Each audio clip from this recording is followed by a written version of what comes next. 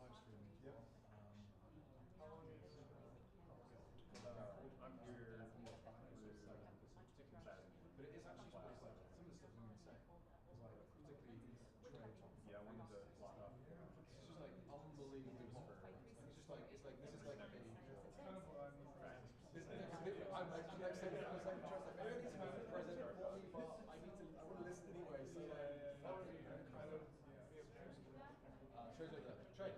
No. Come here, friendly journalist. Awesome, how are you? Greg, I'll leave you with Trey. right now I'm at So it's just Trey speaking for prosecutor. I have read my book. Like other websites. Yeah. Oh, yeah. I'm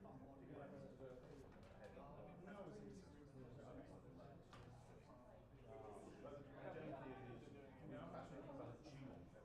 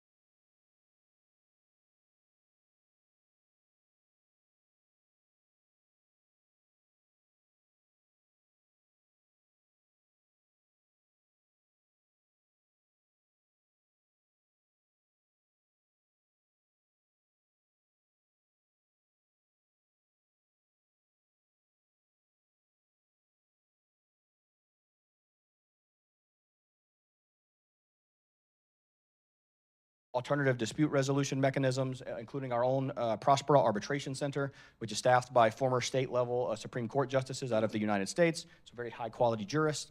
And then, of course, high-quality private provision of public services. Now, what's our business model? How do we make money from doing this? This is actually kind of seems superficially boring, but is one of the most important aspects of our operation effectively, because our business model aligns the incentives of the promoter and organizer, which is our company, with the people that actually live there. The only way we make money, in a nutshell, kind of glossing over the details here, is if the people working and living in the jurisdiction are making money, growing, and becoming financially successful themselves. So the only way that our company makes money is if people in the jurisdiction are flourishing. That's why our kind of internal tagline is catalyzing prosperity for profit, right? That is exactly what we do, catalyze prosperity for profit. Now, we capture some of those positive externalities created by the good governance that we provide through real estate, through governance as a service, effectively, you could think of it as a fee for service, and then occasional equity stakes in strategic tenants. And we are effectively the first real-world instantiation of some of these ideas that Patri initially helped popularize, and many others. Our current primary site is in Roatan on the island. It's a beautiful island. I'll show you some more details about that in a minute. We also have a sister site on the mainland that will be a light manufacturing kind of industrial base to help nearshore manufacturing back to Central America out of China and the Far East. And we're working on developing the platform further in a number of other places. And eventually, over time, what this looks like is an interconnected global network of city-scale hubs, city-scale projects, effectively, who are all operating on the same or a similar legal and regulatory environment that enables an interconnected network of nodes, effectively, all specializing in different specific target industries to get the agglomeration effects from having those target industries in those places to catalyze prosperity globally, not just in one place or two places, but around the world. So, where are we working right now? On Roatan. If you have not been yet, I highly recommend you do so. We're operating under the ZE legal framework, as Patri mentioned earlier, which is a special economic zone framework that has allowed us to build what it is that we've built in Honduras. As I mentioned, it's on the island of Roatan, which is directly connected to a number of U.S. airports. There's an international airport on the island. When I fly down, I typically fly through either Houston or Miami. You're never more than one layover away from Roatan, and the Roatan International Airport is only a short 10-minute drive from Prospera, so it's very easy to get to. The island's growing quickly. It's out of the kind of path of most hurricanes that come into the Gulf of Mexico. It gets kind of sideswiped by one hurricane maybe once every 30 years. And it also is home to the world's second largest barrier reef, the Mesoamerican Barrier Reef. It's a beautiful place. So we effectively are the first movers in this space in terms of actually getting a physical project off the ground, getting the enabling legislation, building the legal governance and regulatory framework, and building things in the real world to catalyze prosperity for profit. We've been working on this for over 20 years. That's a young picture of our founder and CEO, Eric Bremen there. We've been at this a long time. We have a lot of experts from around the world in city building, from the former chief strategy officer of the Dubai International Financial Center, the former chief business development officer of Gale International, which built the Songdo smart city over in South Korea, a $35 billion smart city, and a number of other kind of world-renowned legal and political experts who have been working in this space for a very long time. And we built the first functional governance as a service platform in Honduras. We have an eProspera, which is our kind of electronic governance system. You can think of it as a software as a service, but for governance. So anything you do with Prospera, you do through eProspera effectively. Makes it incredibly simple and easy to form a legal entity, file taxes, buy or transfer property, those sort of things. And over time, we have developed a pretty sizable land bank, a kind of a footprint roughly the size of Monaco in Roatan to enable the future expansion of the city to really scale and grow to 100,000 plus residents.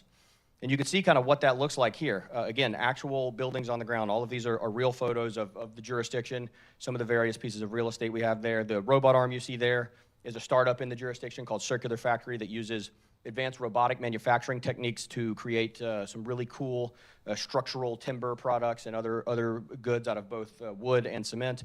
There's a number of other kind of cool companies operating in the jurisdiction.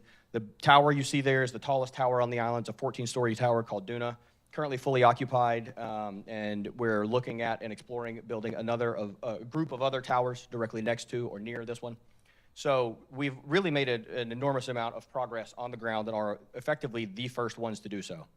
And we have even done so overcoming quite a bit of political and strategic adversity, whether that be a change of government in Honduras that is a little more ideologically opposed to what we're up to, and a number of other things. And we've worked closely with the local community to improve those local kind of community relations. And despite some of these political setbacks and political headwinds, we've kept building anyway and have continued to make substantial progress over time, driving all of our KPIs forward, even despite those political headwinds, and proving that we have what it takes to get it done, even in a political environment that is a little more hostile than we might would otherwise prefer.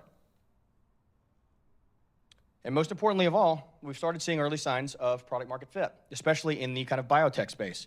As Patri mentioned earlier, we like to think of ourselves as kind of the L1, right, of city projects. We are the base layer, the governance layer, upon which L2 partners, community builders, can come build whatever it is they're passionate about. Right now, our primary L2 partner is a company called Infinita, and they've done a great job of attracting some of the world's best and brightest longevity researchers, biotech researchers, and others to come live and work out of the jurisdiction, including Mac from MiniCircle, who you guys heard from yesterday, and I believe we'll be talking more later today as well. And so we're really starting to see early product market fit that enables companies to be built that can only be built in Prospera because of the legal and regulatory framework.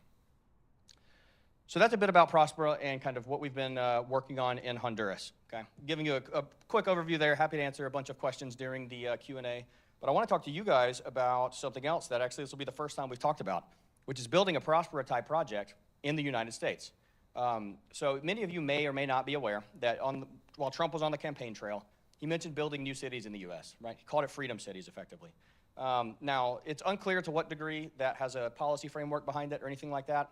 So we have taken the initiative to develop a policy framework that we hope will be enacted in the United States to enable us to unleash a Prospera-type project to let people like James and many others build the things they want to build in the United States, innovating on and improving on that legal, regulatory, and governance layer of the provision of public services on the city scale in the United States. Now, why is this important to do in the United States in the first place? Kind of what's the need?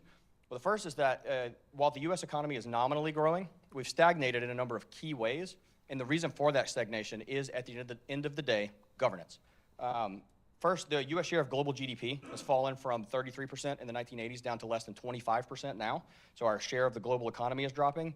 Perhaps most importantly, manufacturing output in the U.S. has fallen from 25% of GDP in the 1980s down to roughly 10% now. We just simply don't make physical things in the United States anymore. And actually, I want to really focus on this manufacturing point for a second because it's one of the things that Freedom Cities will really unlock. The U.S. has lost over 7 million manufacturing jobs since 1979. The data on this, when I started looking into it, was actually even worse than I imagined. The job loss in the manufacturing sector during the decade of the 2000s, from 2000 to 2010, was higher than the entire national job loss during the Great Depression. In fact, the manufacturing job loss in the decade of the 2000s was so high that the net job gains for the U.S. was almost zero, because any new jobs created during that decade were offset by job losses in the manufacturing sector alone. And why is this happening? This is happening because the American economy has effectively been over-regulated to death. There's over 1 million federal restrictions in the Code of Federal Regulations on businesses across every industry imaginable. Thousands of new rules are added every year. Almost none are ever removed. There's a variety of econometric studies that look at what the cost of this is to the American economy, and those vary anywhere from $2 to $4 trillion per year of lost economic growth that could have otherwise happened were it not for the over-regulation of the American economy. In fact, if American regulations were frozen at 1950 levels, give or take, the economy would be 3.5 times larger today than it is right now. And that is, sounds kind of abstract, but that in real terms is tens of thousands of dollars per year in income that real Americans could be earning, wealth and prosperity that could have been created, that was not otherwise created because of this drastic overregulation. And what's even worse is this completely stifles a number of key industries that will be important moving forward for advancing human prosperity. One of the worst industries that's most heavily impacted by this is biotechnology specifically, actually. FDA approval timelines for new drugs can take over 10 years and cost over $1 billion to take a drug from idea all the way to market. In fact, it's even worse than that. A bunch of new cutting-edge genome-based personalized medicine So the idea, right, that we now have the technology to personalize pharmaceuticals on a case-by-case basis, depending on your individual genome and what drugs your genome indicates you'll respond to well and won't, you can't do that in the United States. There's literally no pathway for it. Because every individual treatment, say we develop a treatment specifically for me and my genome, would have to go through that billion-dollar, 10-year-long approval process. You'd have to do it for every individual person. So there's entire categories of medicine that are technologically possible now that are rendered legally and regulatorily impossible in the United States, which should be the leader in innovation in these types of spaces. The problem also goes to building physical things in the real world, right? It's kind of a meme at this point that we don't really build physical things in America anymore. But I want to contextualize that a little bit to see, like, well, what does that actually mean, right? The first thing is that environmental impact statements and kind of environmental review policies for building stuff in the physical world in the US are outrageous. It can take anywhere from 5 to 7 years on average to get through a government-required environmental impact statement for a medium to large-scale construction project. And in fact, it's not uncommon for those to take longer than a decade to get through the approval process. In the meantime, of course, the companies and developers that are wanting to build these things are just, the opportunity cost is enormous. They can't build, literally can't build because of the regulations. These regulatory impact statements often add between 15 and 30% to a project's budget. An average economic impact statement is over 600 pages. I mean, they're terrible. Let me give you a kind of just so absurd 2 examples that they almost beggar belief. The first is there was something called the Mountain Valley Pipeline, which is just a really simple 300-mile-long natural gas pipeline. I've worked in construction before. I've laid gas pipelines, actually. This is not complicated. You dig a hole, you put the pipe in it, you put the dirt back in it, you pack the dirt, okay? Not complicated. However, it took over 7 years to get through the environmental review process for one 300-mile-long pipeline. It cost the development company that was doing this over $150 million in legal fees to enable this regulatory compliance cost and deal with the variety of environmental impact-related lawsuits that they had to deal with. And the final economic impact study for this 300-mile-long pipeline was over 4,000 pages long. We simply cannot build anymore. And the problem is, it wasn't always like this. I'll give you a few examples from Patrick Collison's FAST kind of review. Patrick Collison has this great website where he looked at a bunch of big projects the U.S. has done historically to see, well, how long did they take compared to what we do today, right? So a few examples of this that from back when America could actually build things. The Empire State Building took 400 days from start of construction to completion and handover. The Pentagon, which at the time was the world's largest office building, only took 491 days from congressional approval to building complete and being occupied. Perhaps my favorite example, right? The New York subway was built from scratch with an initial 28 stations in the early 20th century in just a little over 4 years. In the year 2000, New York decided they wanted to add a few stations. So they expanded the subway, extended the line, and added 3 subway stations. This project was completed in 2017. So it took 17 years to add 3 stations. Again, this is in large part because of the legal and regulatory environment around building things in the United States. So what we're talking about doing here with Freedom Cities, what could potentially be unleashed, is implementing new legal and regulatory frameworks that get around some of these issues that keep people from building in the real world. What we're looking at doing specifically is something called an interstate compact, okay? So an interstate compact is, I'll bore you with some kind of legal details for a second for those of you who are interested. But an interstate compact is a public policy kind of tool that can enable us to create an enabling legislation that creates the guidelines, the framework within which city developers can build these projects and devolve some of that legal and regulatory overhead down to the local level and local control instead of being at the federal level and federal control. An interstate compact is just it's a sovereign contract between two states. It is explicitly authorized in the U.S. Constitution in Article 1, Section 10. And these have been used for decades and centuries even to coordinate a variety of projects at the state level. You have examples from the Lake Tahoe Interstate Compact. The New York Port Authority is an interstate compact. And these are often used to coordinate the need to reduce state and federal regulatory overhead for a kind of specific niche need. Importantly, because interstate compacts are sovereign contracts, they are extremely durable. In fact, the Supreme Court has ruled that individual states cannot alter a compact that they have already consented into if they've already consented into it effectively. So they can't back out once they get into it. Importantly, too, an interstate compact can get upgraded by U.S. federal congressional consent to make the federal government party to a compact as well. So what we're pursuing right now, we're kind of hoping that the Trump administration and others on Capitol Hill will be interested in as well, is an approach that creates a sandbox, effectively, a framework within which private developers can apply to form one of these special jurisdictions, one of these freedom cities, and can then, within that, within the bounds of the Interstate Compact, improve the legal and regulatory environment for whatever specific industry they are trying to catalyze within their project, right? So the way this compact framework works is either private landowners or the federal government with federal land, or even existing cities if they want to, can go through the application process to form one of these freedom cities if this legislation gets enacted. And then within the compact itself, from state to state, each state can allow different levels of legal and regulatory autonomy within that particular state. So you can imagine, for example, let's say you want to do one of these in Mississippi, my home state, okay? And let's say you want to build an AI data center. Well, to do an AI data center right, you need to be able to not have to comply with the insane NEPA regulations I was just describing, the environmental protection regulations. And let's say you want to power it with very safe, small modular nuclear reactors. Well, in order to do that, you would need to have some sort of different regulatory approval process than the National Regulatory Commission, which is effectively the Anti-Nuclear Regulatory Commission. They haven't approved a single new reactor, with the exception of a very small pilot, since it was incorporated in 1970.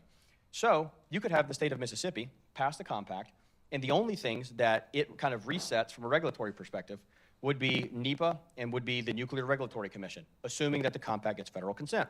Well, at that point, you now have the ability to build nuclear-powered AI data centers in Mississippi, right? You could have another state focused on biotechnology that specifically deals with rolling back some specific FDA regulations like the ones I mentioned earlier to enable genomic, individualized, personalized medicine, right? So each state can modify this compact framework to suit their political realities and to suit exactly what it is that entrepreneurs and developers want to build within that state. Now, the important thing about this is that this makes this a much more bottoms-up, organic approach to building new jurisdictions that enables competition and governance, which is what we care about, right? If we get this framework passed, that directly means that one jurisdiction, one city, Prospera itself might develop, James might develop something completely different with a different legal and regulatory framework. And we will compete on the open market for residents and businesses to see which one works better, to see which one people want to build in more, to see which one encourages more human flourishing and catalyzes more human prosperity, right? The other key point about this interstate compact approach is that it is the most legally stable instrument that exists in American law to do something like this. The Supreme Court has never once overturned an interstate compact, not once, and there's over 270 of them.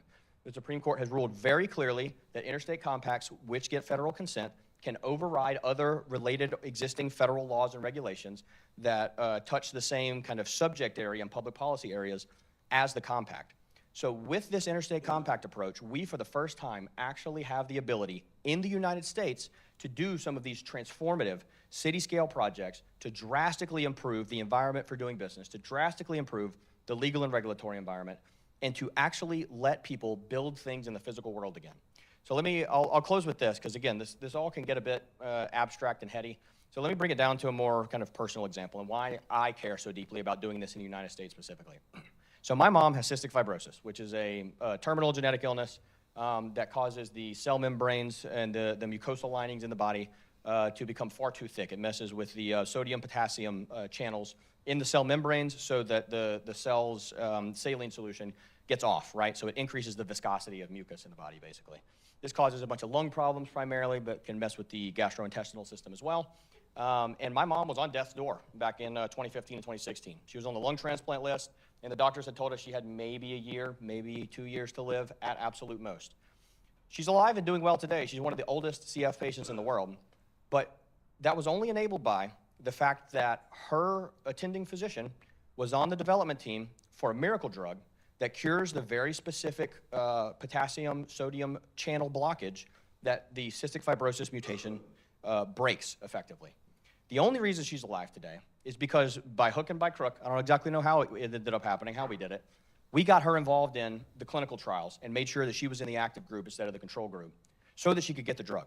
This drug saved her life, but only because we effectively skirted the existing FDA regulations.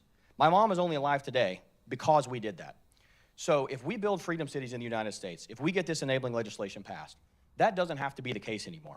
We can build a freedom city where you have a right to try. where drugs like that can be leveraged by patients like my mom to drastically improve their lifespan, to improve their quality of life, and to unleash human flourishing on a scale we haven't seen before in the United States. It's a way to rejuvenate the American economy and to start building things in the world of atoms and not just in the world of bits in the United States again. Happy to answer any more questions about this and talk in detail with any of you at the Q&A. Thank you.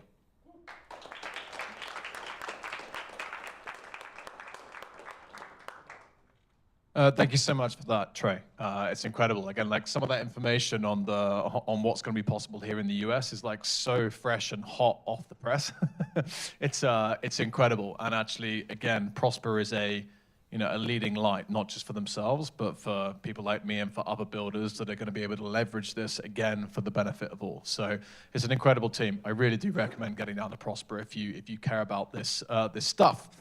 Okay, so next, we're welcoming back to the stage Mac from Minicircle, but he's going to talk to us about some different topics, and we are back. Awesome. Thank you so much, Mac, for returning. Here you are. Thanks, James. Where's the clicker?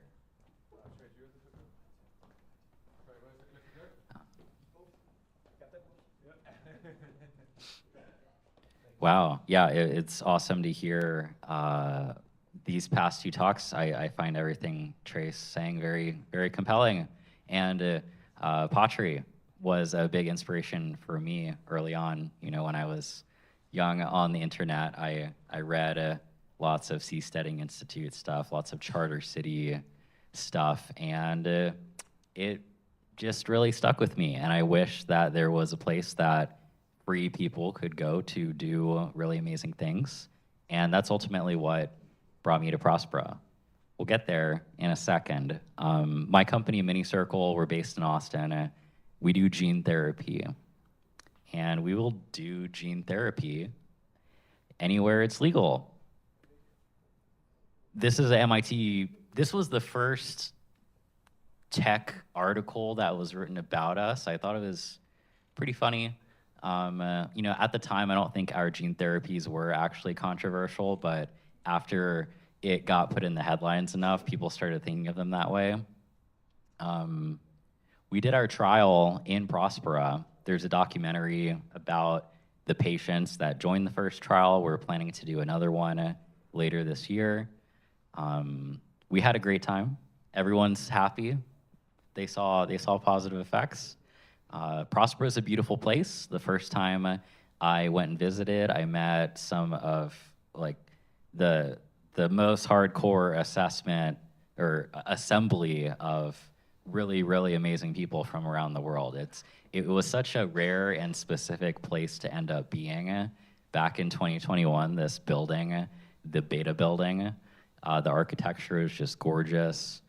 There were economists from Europe there to study. There was one of the strategic founders of Dubai. And they were just hanging out. It was nice. We decided to do our trial there. A little bit about us. You know, we're the only gene therapy company based in Austin, I think. The whole point of the company is to make an easy-to-use gene therapy that everyone can benefit from. And we're focusing on life extension applications, potential life-extending gene therapies, and hormone rebalancing and enhancing. So just the classic kind of duality in gene therapy. Traditional gene therapies are based on viruses. They have lots of different types of costs. There are immune costs, the manufacturing costs are high, and they are generally permanent. Most viral gene therapies last for at least 14 years. So they only really make sense for people that are born with rare diseases. But I believe in a future where everyone can benefit from having genetic medicine. These genes are the blueprints of life, and everything you experience as a human is ultimately mediated by the genes you have in your body. So there's lots of amazing people in the world that are born with unique mutations that set them apart. And soon it will be possible for us to share a curated selection of genes. That's the goal. So our favorite gene that we started with is called follistatin. Follistatin is popularly known as a muscle drug. This was the first ever follistatin gene therapy experiment done in 2000 at NIH, and it doubled muscle mass. There were many, many other animal trials done after this, and it still kept doing that. So this is a fun tweet from Balaji. But the reason we were interested in it was not in order to try to double our muscle mass, although that getting more muscle would be nice, but it had a 32% life extension effect in mice, and it really seemed through all of the different animal trials that were done in pigs, in salmon, other animals, that some of that health span improving effect would roll over to people, and we wanted to know how much. So here's just 2 slides of the results of the trial. This trial was done a couple years ago. People gained about 2 pounds of muscle. The people that were recruited were ages 23 to 89, any sex. These composition improvements, they also lost about what amounts to 2 pounds of fat. These composition improvements were retained over 12 months. Biological age improved. It decreased by a significant amount.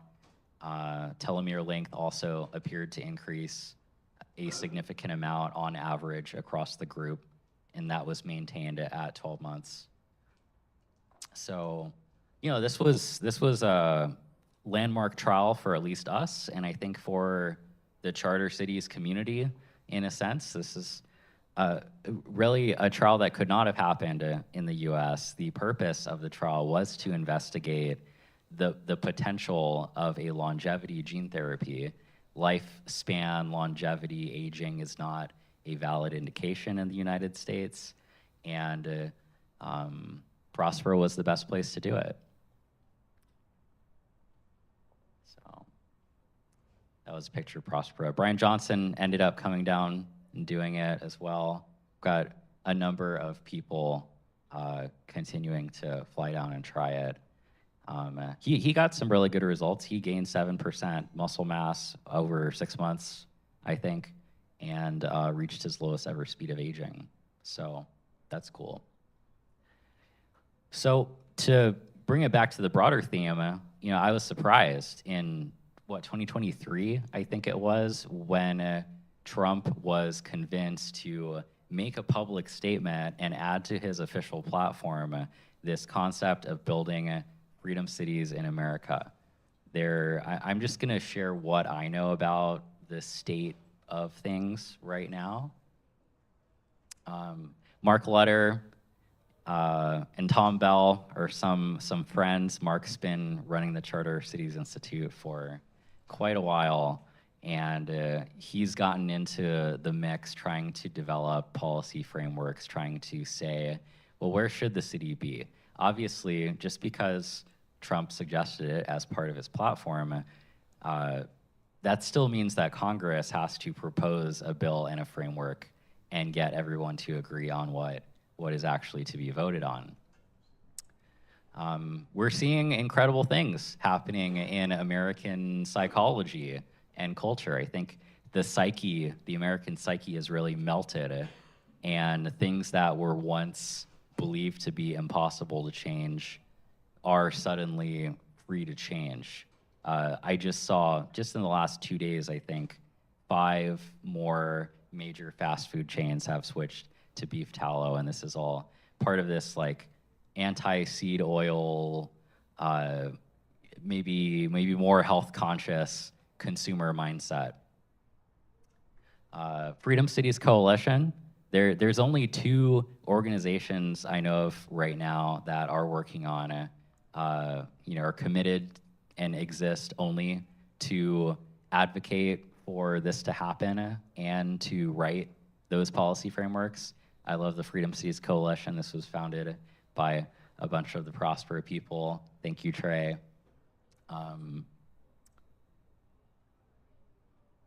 Okay, the clicker is out of battery, maybe. Okay. charter cities, freedoms. This way. Boom, got it.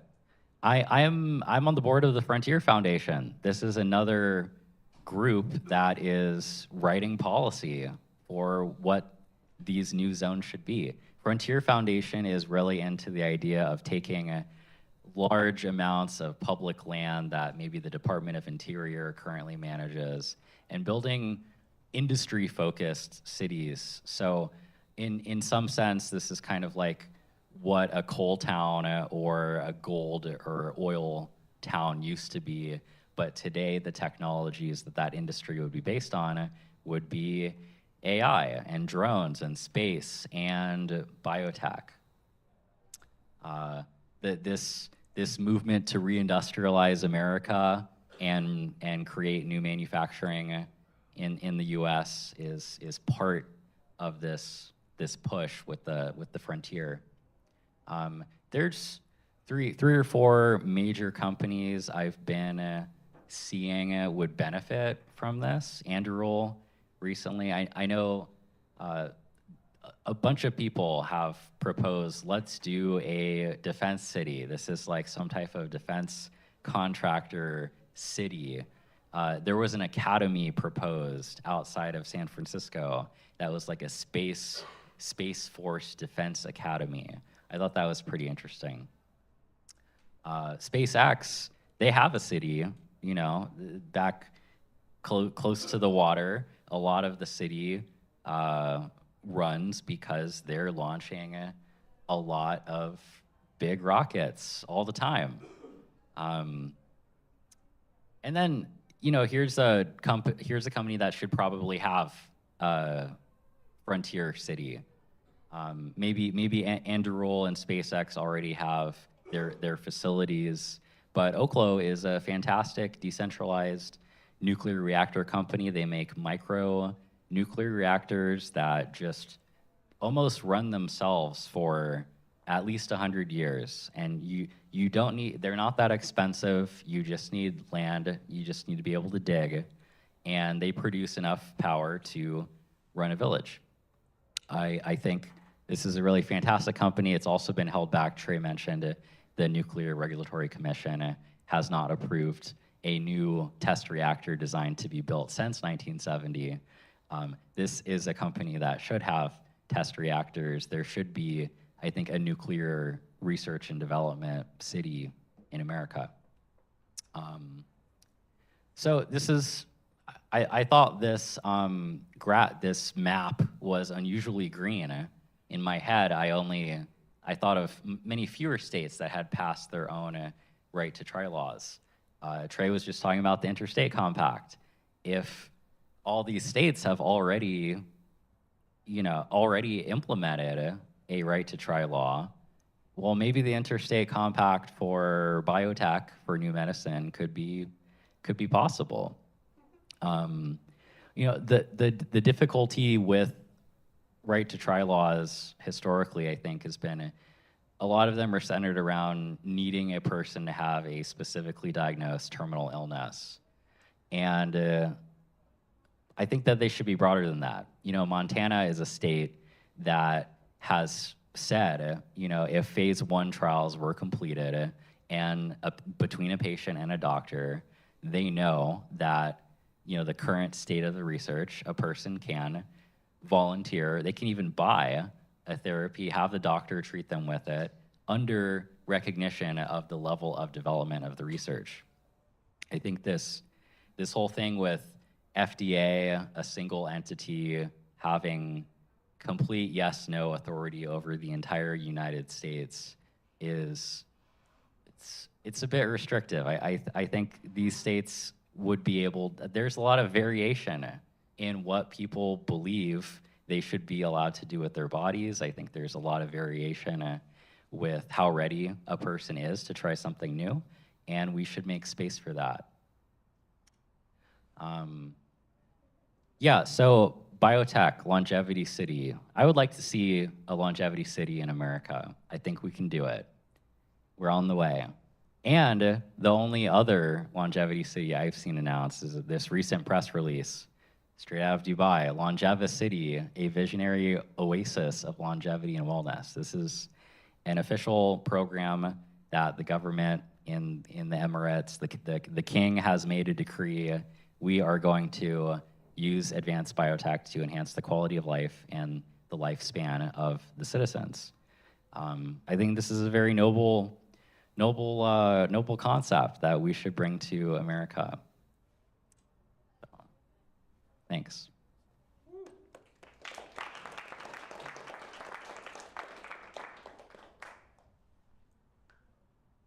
Thank you so much, Mac. So if you just give me 1 second.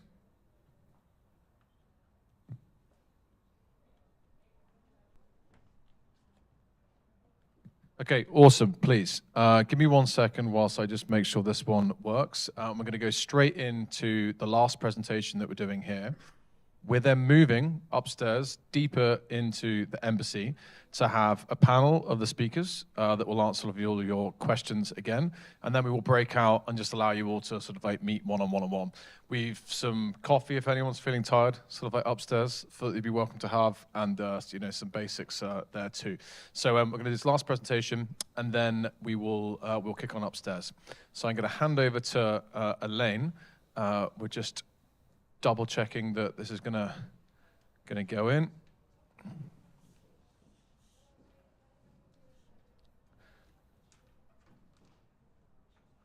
feel lucky. Come on. Amazing. Amazing. Do you want me to get you up on the stage again? Amazing. Happy? Happy. Well, everyone, welcome, please, Elaine. Woo! Thank you, James. Thank you, everyone. So yeah, glad to be here. And it did save me a lot of trouble to having to go through a lot of background information. Oh, it's gone. The greatest Apache and everyone has already done like the background for the whole sector of New City and Charter Zone and Network State. So I'm Elaine Wang. I'm the co-founder and CEO of Metropolis, and we build Digital Nation for a global citizen. And this shit is hard, like Apache said. And it went from writing the law, lobbying it, to creating the right legal framework to challenge the status quo of nation state. Because like Apache said, the most lucrative sector is the country, is the government. And it has not been innovating for the past centuries in plurality. And there's a strong customer lock-in. Just because you're born in that country, then you're forced to be a customer of that country. And it's very hard to get out. Oftentimes, there's not even a choice.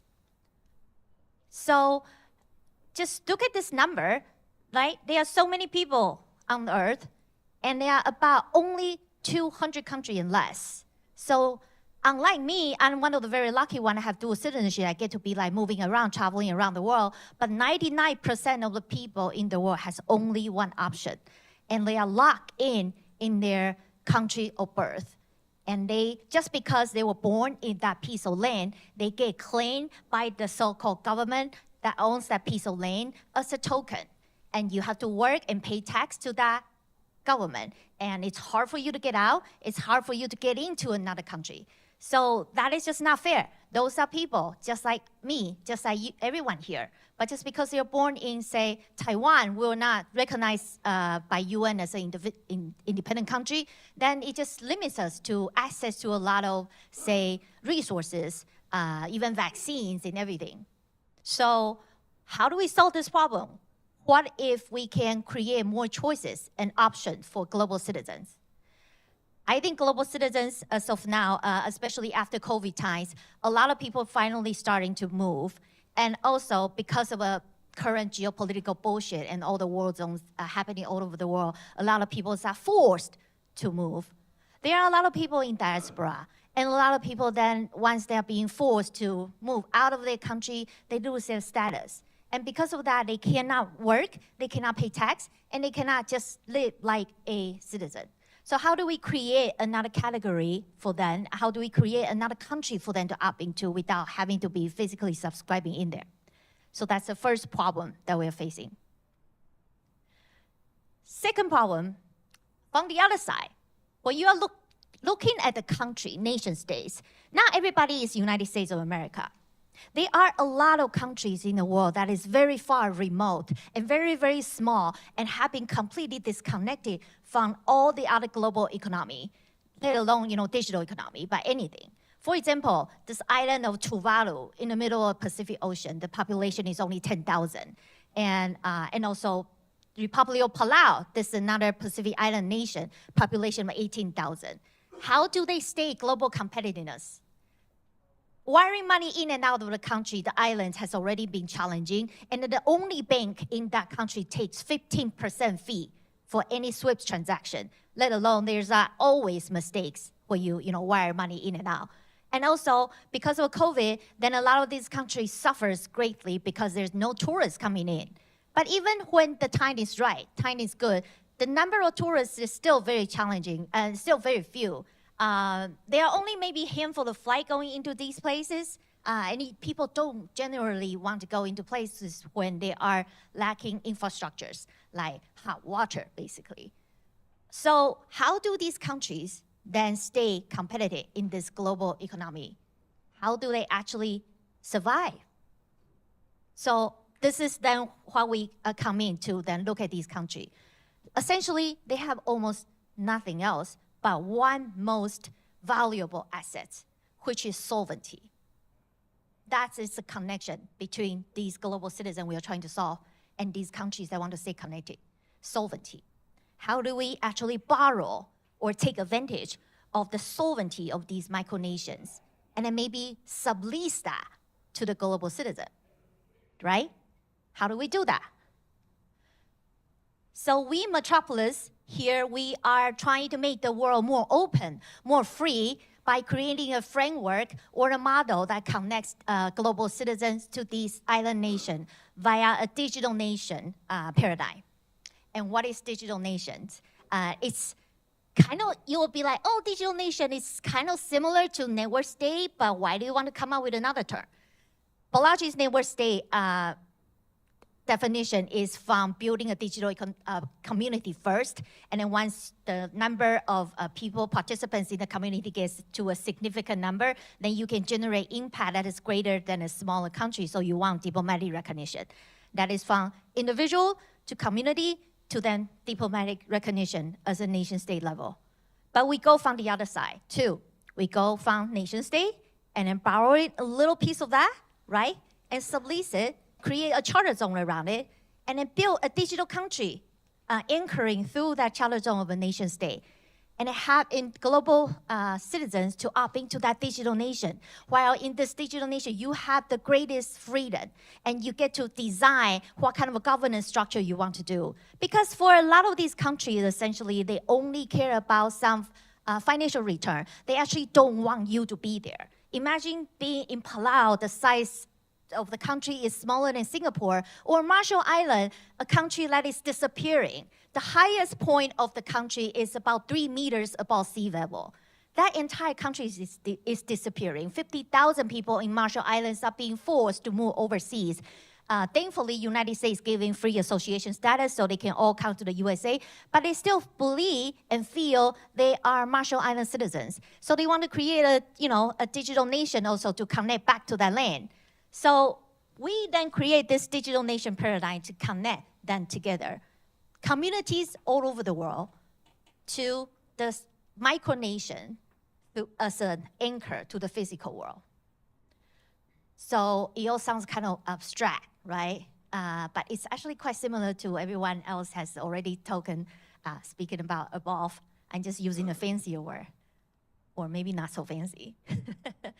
So in our company, in our approach, we have these 3 pillars. One is we build a digital nation platform, which is a SaaS platform that provides key governmental services and product. And that is where we will use to make money, to run this entire project as a business, to create financial support for this entire project. So in these key governmental services product, what are we offering there? We go into the country and look at what drives the most revenue for a country. Usually it's the corporate registry program. Like Cayman Island makes about $100 million a year out of their corporate registry program. BVI makes about $250 million a year out of their corporate registry program. And none of the company actually have an office there. or maybe 99.9% don't. So we want to follow that model but make it better. We want to create a community of those entities, community of the digital resident. And with those, we can tap into traditional immigration market and traditional corporate registry market to also make some money for this to support this entire project. And then also build that entire SaaS and digital economy framework using, leverage the technology of blockchain, allowing, say, financial transaction in and out of these micronations, these islands, easier, faster, instant, and also stabilizing their inflation, stabilizing their currency, and just basically bring more trust and stability for the people who actually live there. And the money we can make from those digital nation platform, we then certain percentage of that will go back to the island, to the people who actually live there as universal basic income. This way, I believe, can then create a prosperous circle because you never want to take advantage or exploit your host country as well, vice versa. So that is the model that we use.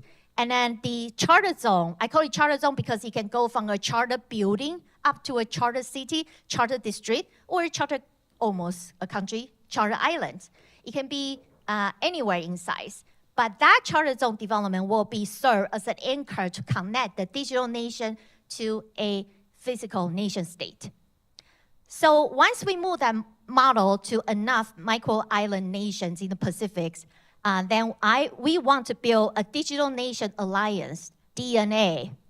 This is similar to a United Nations, which is also an alliance of all the nation states. We want to build a DNA that is for all the countries that runs on the digital space. With that, global citizens can freely opt in and opt out for any country they want. They can have identities and passports for multiple countries, and there will be digital treaties among these different countries. And collectively, if we can connect all these very remote Pacific islands together, they can collectively become a common economic body. This power of these small island movement can be bigger than EU. So this is like the three paradigms, pillars in our big vision. It's not easy to do, but we've done it. So the pilot nation that we work with, even before we started this company, is Palau, Republic of Palau. Why did we choose Palau? Because my co-founder is Palauan. And he was a former senator, congressman, and ran for the president elections 4 years ago. But sadly, or luckily, didn't win. So that's why we started a company and work on this together. His daughter is the current chairwoman of the Micronation Committee of the entire world, 48 micro-island nations in the United Nations. So we have all the connection to the micronation in the whole world. And we started with Palau. First, we started, everything has to start with an identity, a digital identity. So we wrote the law and lobbied the law, had it passed, to be the world's first country that actually launched a digital residency program. A program that allowed global citizens to just pay a subscription fee to be a resident of Palau only at the digital space. You don't have rights to physically live there permanently. You get to visit it as a tourist, and then you can extend your stay visa, but for maximum 9 months out of a year, but you don't have physical rights to actually live there. However, any rights on the digital space, you are the same as a tax resident. So that is the kind of a category of participant in a nation that we created. And that kind of draw a lot of attention from people all over the world. We welcome our first digital resident, Tim Draper, in February 2022, and also welcome Vitaly Buterin to be one of our digital residents in end of 2022. And to this date, don't forget, the actual population of Palau is 18,000. We have now to date about 50,000 digital residents of Palau. The digital nation of Palau is essentially bigger than the actual Palau already. And a lot of people, they get this identity, of course, doing their digital activities on their crypto exchanges and whatnot. But mostly, a lot of them start to think, they feel that they are part of this country now. Actually, a lot of them visit Palau. A lot of them want to do projects. So I organized the first Palau Blockchain Summit in 2023, and a lot of people came, about 70 people came to Palau. We have like a 1 week small Papa Village, conference / unconference. We call fish, spearfishing, call lobster in the ocean, slice it, eat sashimi on a private island all for ourselves, and enjoy unconference there, all, island style. So then all kinds of projects started. I think from that week of conference, we came out with 13 different projects ranging from revolutionizing, improving their healthcare system, digitizing their health records, and then go from education system framework and all the way from stablecoin and everything else. Totally transform the country and put Palau to the map. That is a stunning success. It's just our pilot. We didn't actually make money from that, but we learned a lot. So we then move on to the second country. Since we can do it first time, second time we got to do it properly and make a lot of money. So then we chose the second country, the largest Pacific Island nation, the Philippines. It is also an English-speaking country. It is also the fastest growing economy in Southeast Asia. I was there in the Singapore-Philippine Business Investment Summit in end of 2024 last year, and the Singapore government, so is Taiwan government, US government, and Japanese government all want to invest in the Philippines, making it the next hub in Asia. Because Singapore has been saturated, Hong Kong, nobody wants to do business there anymore since China took over. So the next natural choice will be the next English-speaking country, Philippines. It's also a democratic country and with affinity to US dollars and very inclusive in global citizen. So our team actually created a special administrative region. Philippines is like China. They have more than 500 special economic zones. Special economic zone is very easy to do. My co-founder even did one when he was 13. Just, make his home the special economic zone so he can import alcohol from USA and sell it for free without tax there at his home. He did it when he was 13. So doing the SEZ is easy. Our team has experience in doing that for decades, not century, I'm not that old. But doing the SAR is different. It's like Prospera. You are semi-autonomous and you can write your own law, and then your autonomy is actually written into the constitution of the host country, just like Hong Kong. So we followed the Hong Kong model and then created this zone called Freeport Area of Bataan, which is 40 minutes drive outside of the greater metropolitan area of Manila. It has an airport, Clark International Airport. It has 2 free ports that can import for tax-free, and also has a huge piece of land that's 5 times of Singapore, and also about like 200,000 people already living there, but in poverty. So we want to transform this zone. So is President Marcos of the Philippines. So this zone, FAB, is directly attached to the President Office of the Philippines and wanted that to make it to be like the next Hong Kong, but all banking on the digital economy. So then I'm helping this zone to create its digital economy framework. So we followed the similar model we did with Palau. We did the digital permanent residency program that also allowed people to get a full permanent residency program without having to live in the Philippines for any one day. And that we launched in August 2024, which is about half a year ago, already generated $600,000 revenue and is a smashing success, has found product market fit. So we are entering the next stage to make it purely digital on blockchain. You can get a permanent residency of the Philippines with the option of naturalizing to become a citizen of the Philippines, all through blockchain investment and staking. So there's also a digital ID that we're building. We're also going to build, we also have an exclusive license for the country of Philippines to build a digital assets exchange. We're gonna tokenize the entire zone. Tokenize its mine because there are actually 2 gold mines there. That's insanely valuable right now. So this is a humongous project, and we want to then put this entirely on blockchain and also digitize it to welcome global citizens to invest in the fastest growing economy in Southeast Asia, which will be the next hub in the whole global world.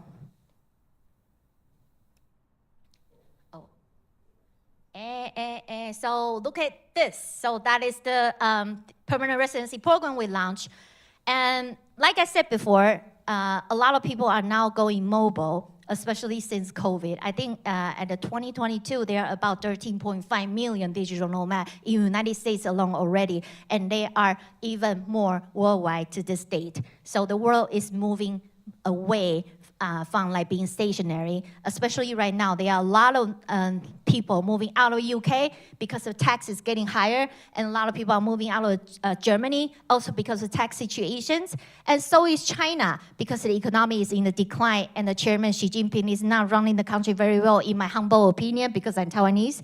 So a lot of these Chinese people and everyone with high net worth are fleeing their countries and trying to look for the next safe harbor to park their finance money in and also have a prosperous life.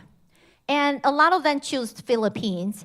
And the global investor migration is a huge industry. It's about $21 billion industry. And this Philippines program, as we launched August 2024 in Investor Migration Insider, sort of like the Bible of all the investor migration industry, that has kind of broke the internet, broke that website twice in one day. And we had 250 people interested in one day, and totally broke our system as well. So just that many people are interested in the Philippines. Of course, Philippines has a lot of advantages, like I said, but one of the key reasons which I did not put on slide is because as of now, there are only one country in the world that had bank secrecy law. It used to be two, Switzerland and Philippines. Now it's only one, the Philippines. So I believe with then the digital economic framework we're going to build on top of this fully privacy honoring system, then this will quickly become a lot of the safe harbor for a lot of people who will want to, just start new from their bullshit country, home state, who only want to take them as a token. All right, so if you look at the entire world, we started with Palau, then we moved to the Philippines. And after that, actually a lot of countries in the Pacific has already contacted us, and we are working with them closely too to do corporation registry program, digital residency program. There are Marshall Islands we are working at. There are Timor-Leste we are looking at. And there are also Tuvalu, who has agreed to do digital residency program. One after another, all the Pacific Islands are catching the fire. They are all looking at Palau with eyes of envy. So pretty soon, we are going to make the thing happen. So our next country that we're going to also work on is, like the Prospera friends mentioned, also the same. It's United States of America. We started with CNMI, Commonwealth of North Mariana Island. That island is a Commonwealth of the United States, had the same rights and standing like Puerto Rico. But most people don't know because it's really far away from the mainland USA. It's in the Pacific Island side. It's like right underneath Japan. And CNMI has all the rights that like Commonwealth will have. For example, if you're a resident of CNMI, you not only don't pay your income tax, you also don't pay, you get 50% off on your federal tax. And also, you don't pay any capital gain tax there if you are a resident of CNMI.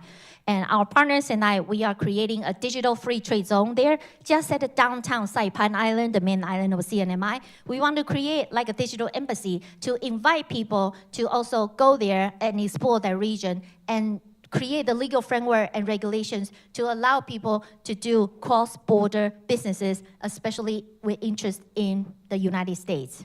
So that is our next project, and we're pretty excited to actually work on this region. So in the end, I just want to close with this. I'm a Pacific Islander myself, even though I'm American, but I'm still from the islands. And I went back to the island during COVID, and I then see just how lacking resources and lacking access to global talent and capital can really damage them. But the people in the islands are real, pure, and we just want to do the right thing. We just want to survive. We just want to survive. We just want to live the life holistically. We want to give back to the world and protect the environment. But at the same time, we also want the world to see what we are doing there. So that's my mission. I want to change this part of the world that has been long forgotten. I want to then bring prosperity for this part of the world, and that has been disconnected to everywhere else.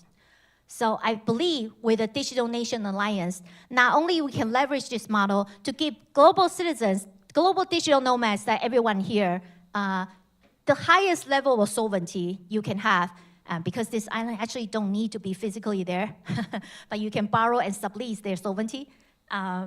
We also want then you to participate in this ecosystem and then indirectly give back to the place that hosts you. I believe the right interactions between the host country and the digital nation, digital community is the right way to go to create this new framework of Digital Nation Alliance. So I think that's all. So this is an ambitious project, and it's not easy. We go from creating law, building the technology, and then doing the marketing to B2B, B2C, and whatnot. But we're doing it.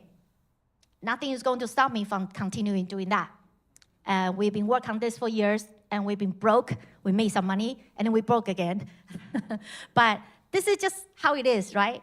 When you are achieving something great, then you just have to go through this struggle. So that's all. That's me, Elaine Wang. Just thank you.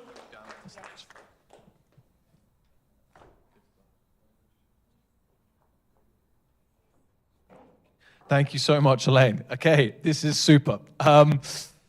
Right, guys, some logistics. We are going to continue the theme of decentralization and decentralize the move upstairs. So if you see some drinks, if you see a portion of food, if you fancy grabbing a banner, you walk out the lobby, you head to the lifts. You press the 16th floor. It's unlocked now for us. You go up to the top, you turn right. So you just get in the lift, go to 16, turn right. It's much easier than it sounds. There's a room called ACL, which is set up for us there. So everyone, we're going to move right now. Awesome. For the very, very, very final word, you know, this picture is not random. This is you. This is a faceless figure, and it's you. And I don't mind if this city, this country that is at your feet, is Arc, is Prospera, is Metropolis, is anyone that is innovating. I just care that they are truly an unbelievable foundation for you. So thank you so much for day 2. Let's decentralize everything, get upstairs. We'll have the speakers back up to do all the questions. Thank you so much for being here, guys.